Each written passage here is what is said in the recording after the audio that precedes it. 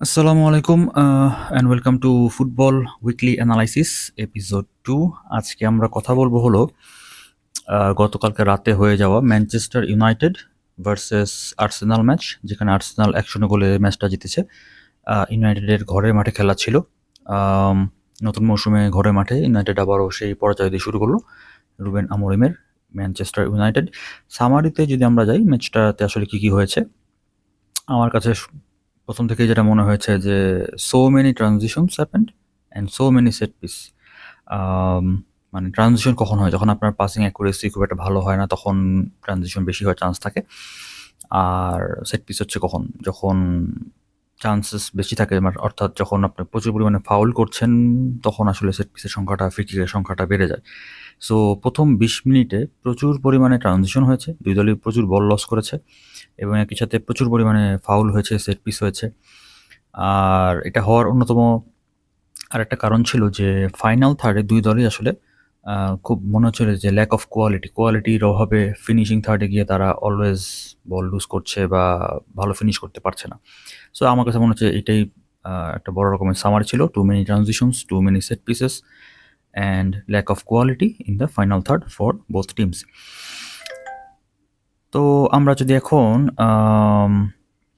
খেয়াল করি যে ম্যানচেস্টার ইউনাইটেড কী করার চেষ্টা করেছে। ম্যানচেস্টার ইউনাইটেড 3-4-2-1 রুবেন আমোরিমের এই স্টাইলেই, এই ফরমেশনেই তারা ইউজুয়ালি খেলে। গত সিজন থেকে আমরা দেখছি। তো এখানে কুনহাকে তিনি আপফ্রন্টে খেলিয়েছেন। যদিও ম্যাচের শেষের দিকে 10-15 মিনিট বা 20 মিনিট তাকে ইন বিটুইন দ্য লাইন্সে বেশি খেলতে দেখা গিয়েছে যখন সেসকোকে নামানো হয়েছিল। সো মনে হয়েছে যে Cunha is better in between the lines. He was very impressive actually. তার মুভমেন্টগুলো খুবই ডিফিকাল্ট টু ট্র্যাক। টাচগুলো ভালো ছিল, রানগুলো ভালো ছিল, বেশ কিছু চান্স ক্রিয়েট করেছেন, বেশ কিছু চান্স পেয়েছেন। Very impressive. So Manchester United মূলত যেটা করা ট্রাই করছিল, তারা যখন তাদের পায়ে বল ছিল, অর্থাৎ তাদের অ্যাটাকিং ফেজে যখন তারা বিল্ড আপ করার সুযোগ পাচ্ছিল, তখন তারা বিল্ড আপ করা ট্রাই করছিল, চেষ্টা করছিল অপোনেন্টকে তাদের হাফে বা তাদের ডিফেন্সিভ থার্ডে নিয়ে আসার জন্য, অ্যাট্রাক্ট করে নিয়ে আসার জন্য, যাতে করে পেছনে স্পেস তৈরি হয় এবং সেই স্পেসগুলো থেকে তারা যেন তাদের যে এমবিএমও না, সে আছে, মাউন্ট ছিল, কুনহা ছিল, তারা যেন চান্স ক্রিয়েট করতে পারে। এবং আলটিমেটলি এরকম একটা সুযোগ থেকে আমরা দেখেছি যে ম্যাসন মাউন্টের কাছ থেকে এমবিএমও তাই ভালো একটা চান্স ক্রিয়েট করেছিলেন from build up from the back. আচ্ছা, আরেকটা জিনিস আমরা খুব বেশি দেখেছি, সেটা হলো যে ম্যানচেস্টার ইউনাইটেড লেফট ফ্ল্যাঙ্ক থেকে সুইচ করে রাইট ফ্ল্যাঙ্কে এমবিএমের উদ্দেশ্যে বল সুইচ করা বা সুইচ অফ প্লে করা, যাতে করে তিনি যেন 1 ভার্সেস 1 সিচুয়েশন আসতে পারেন। অর্থাৎ যখন লেফট ফ্ল্যাঙ্ক থেকে বলটাকে, মানে দেখা যাচ্ছে বেশ কিছু প্লেয়ার ম্যানচেস্টার ইউনাইটেডের সেদিকে চলে আসছে, সেখান থেকে বলটাকে হঠাৎ করে সুইচ করা হচ্ছে এমবিএমের উদ্দেশ্যে 1 ভার্সেস 1 করার জন্য। এবং একই সাথে সেখানে কিছুক্ষণের মধ্যেই দিয়েগো দালত, যিনি রাইট উইং ব্যাক খেলছেন, সে গিয়ে ওভারল্যাপ করছে 2 ভার্সেস 1 করার জন্য। এই জিনিসটা আমরা ম্যাচে বেশ কিছু সময় দেখেছি। ম্যানচেস্টার ইউনাইটেড ট্রাই করছিল এবং সেখান থেকে তারা কিছু চান্সও আসলে ক্রিয়েট করছিল। এমবিএমের কথা যদি বলা যায়, খুবই পাওয়ারফুল একজন প্লেয়ার। স্পিড আছে, স্ট্রেংথ আছে, 1v1 ডিফেন্ড বিট করতে পারে, ড্রিবল করতে পারে, ভালো শট করতে পারে। ফার অপোজিট সাইড থেকে ক্রস হলে বা বল আসলে সেখানে ফার পোস্টে অ্যাটাক করতে পারে। ম্যাচে বেশ কিছু ভালো চান্স তিনি পেয়েছেন, ভালো চান্স ক্রিয়েট করেছেন, যদিও গোল পাননি, but he was very close to get a goal in the game and he was very অপোনেন্টের জন্য একজন থ্রেট আর কি, অ্যাটাকিং থার্ডে গিয়ে। সো এরপরে আমরা যদি দেখি যে ম্যানচেস্টার ইউনাইটেড আর কি করছিল, যেটা আমরা আগেই বলেছি যে অ্যাটাকিং থার্ডে বা ফাইনাল থার্ডে গিয়ে দুই দলই আসলে খুব বেশি ল্যাক অফ কোয়ালিটি মনে হচ্ছিল, বল হারাচ্ছিল। আর্সেনাল যেটা করছিল, আর্সেনাল কিন্তু খুব একটা হাই প্রেসিংয়ে যায়নি বা অ্যাগ্রেসিভ প্রেসিংয়ে যায়নি, তারা মূলত সেমি হাই প্রেসের মধ্যেই ছিল ম্যানচেস্টার ইউনাইটেড বিল্ড আপের সময়। সো ম্যানচেস্টার দেখা যাচ্ছে যে খুব সহজেই তা আর্সেনালের first line of defence bypass করে সামনে আগাতে পারছে। কিন্তু যেটা বললাম যে ফাইনাল থার্ডে গিয়ে তারা কিন্তু আসলে ভেরি পুয়ার এক্সিকিউশন বলা যেতে পারে, যদিও কিছু চান্স তারা পেয়েছিল। স্পেশালি এখানে ক্রসগুলোর কথা যদি বলি, ক্রসগুলো আসলে খুব একটা এফিসিয়েন্ট হচ্ছিল না বা অ্যাকুরেসি পাওয়া যাচ্ছিল না। যারা বক্সে অ্যাটাক করছে তারাও সেখানে গিয়ে বল উইন করতে পারছে না। এই জিনিসগুলো বেশ কিছু ল্যাকিংস মনে হয়েছে। এবার যদি আমরা আর্সেনালের দিকে খেয়াল করি, আর্সেনাল 4-3-3-তে খেলছে এবং এক্ষেত্রে যখন তারা বিল্ড আপ করার সুযোগ পাচ্ছে অ্যাটাকিং ফেজে, তখন দেখা যাচ্ছে যে তারা ম্যানচেস্টার ইউনাইটেড এবার হাই প্রেস করছে এবং ম্যানচেস্টার ইউনাইটেডের সেই হাই প্রেসের এগেইনস্টে তারা খুব একটা মানে আর্সেনাল খুব একটা রিস্ক নিচ্ছিল না। তারা সেক্ষেত্রে লং পাস খেলার চেষ্টা করেছে ডিরেক্টলি। সেক্ষেত্রে শুধু তাই না, অন্যান্য সময় দেখা গেছে যে আর্সেনাল খুব বেশি উইথ বলে খুব একটা রিস্ক নেয়নি, বিশেষ করে নিজেদের থার্ডে বা নিজেদের হাফে। কিন্তু তারা যেটা খুব ভালো করতে পারে এবং তারা সেটাই করেছে, সেটা হলো সেট পিস অ্যাটাকগুলোতে। এবং সেট পিস অ্যাটাকগুলোর ক্ষেত্রে আমরা যেটা দেখেছি এই ম্যাচে, আমার কাছে একটু হয়তো এটা প্রথম ম্যাচ সেজন্য হতে পারে, অথবা এটা হতে পারে যে তাদের স্ট্র্যাটেজি তারা ট্রেন করছে এই জিনিসটা। তারা প্রতিটা সেট পিসের আগে, সেটা ফ্রি কিক হতে পারে, সেটা কর্নার হতে পারে, বেশ খানিকটা সময় নিচ্ছে। মানে আগেও সময় নিত, কিন্তু আমার কাছে কেন জানি মনে হচ্ছে এইবার তারা সময়টা একটু বেশি নিচ্ছে। সো সেট আপের জন্য, প্রিপারেশনের জন্য তারা বেশ খানিকটা সময় নিচ্ছে এবং সময় নেওয়ার পরে সেই ডেলিভারিগুলো বা সেই বলগুলো যেগুলো তারা অ্যাটাক করছে যথেষ্ট ভালো। ডেফিনিটলি তারা গত সিজনেও তারা সেট পিস থেকে প্রচুর গোল পেয়েছে।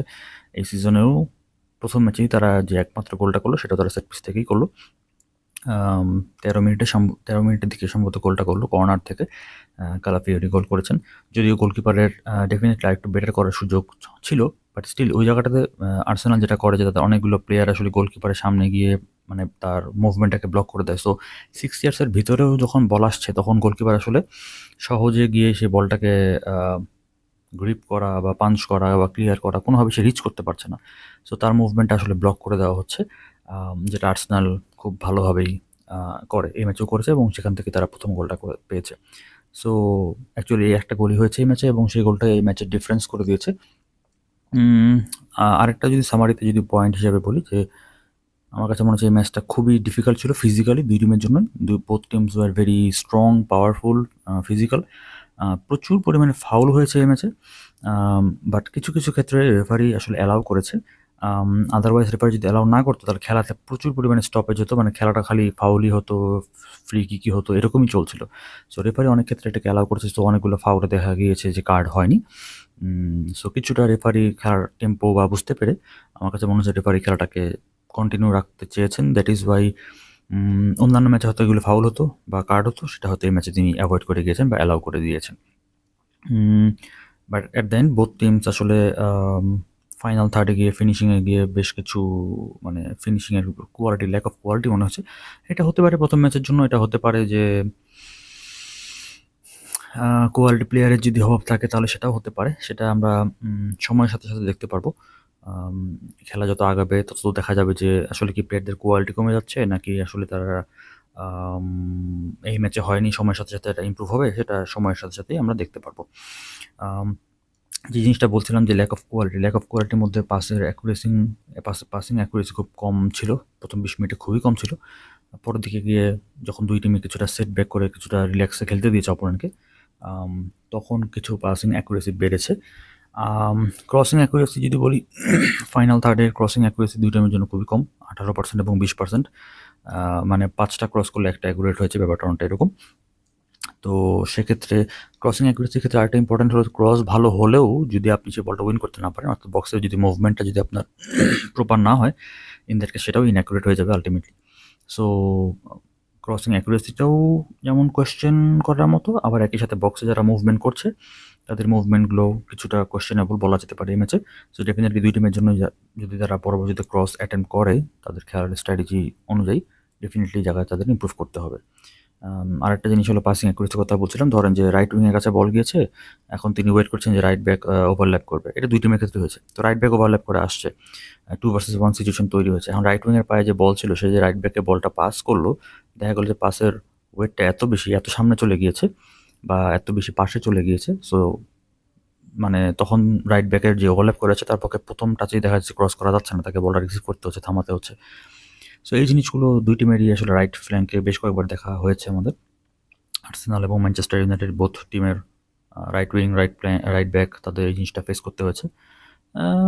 ওভারঅল প্রথম ম্যাচ হিসেবে বলবো যে আর্সেনাল ওয়াজ টু কশাস, মানে খুবই সতর্কভাবে খেলেছে এবং বড় টিমের এগেনস্টে তারা আসলে এভাবেই খেলে। আগের সিজনগুলোতে আমরা দেখেছি বড় টিমের এগেনস্টে বা যেসব টিম হ্যাঁ বড় টিমই বলা যায় বা টপ টিমগুলো যেরকম কনসিডার করা হয়, তাদের এগেনস্টে তারা একটু কশাসলিই খেলে।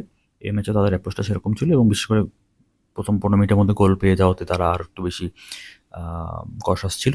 ম্যানচেস্টার ইউনাইটেড বেশ কিছু চান্স আসলে ক্রিয়েট করেছে। বিশেষ করে সেকেন্ড হাফে তাদের এই অনেকগুলো প্লেয়ার চেঞ্জ করেছে, যেখানে অলমোস্ট 3-3-4 এরকম একটা স্ট্রাকচারে তারা চলে গিয়েছিল। সো গোল করার জন্যই তারা চেষ্টা করেছে, বাট আল্টিমেটলি পায়নি।